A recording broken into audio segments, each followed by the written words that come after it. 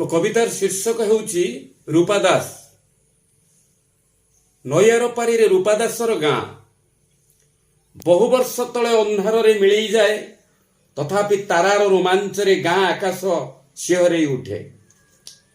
रूपादासर quintal परी गाँ आड़कू लंबी आसे गाढ़ कला मेघर महक।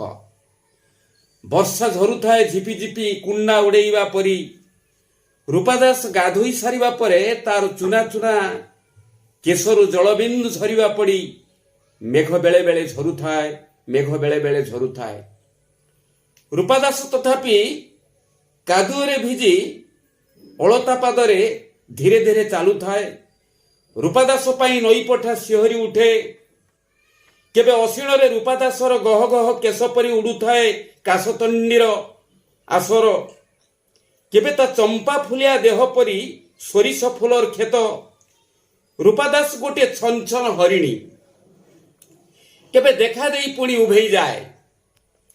रूपादास पाउंज पिंधि पाद थापिले नई पानी फुली फुली शिहरी उठे। शिहरी जाए टिकी टिकी नील ढेउर कविता। सेपारी रे जह्न उठिले आलोरमय हो जाए दुई कूल। रूपादासर मोह परी जह्न गोल गाल।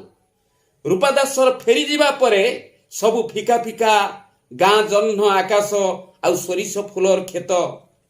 एबे किंतु रूपादासर नील स्मृति रे आउटु पाउटु मु असीण फेरुसी। रूपादासर नाक फुल परी धान फुल नाई।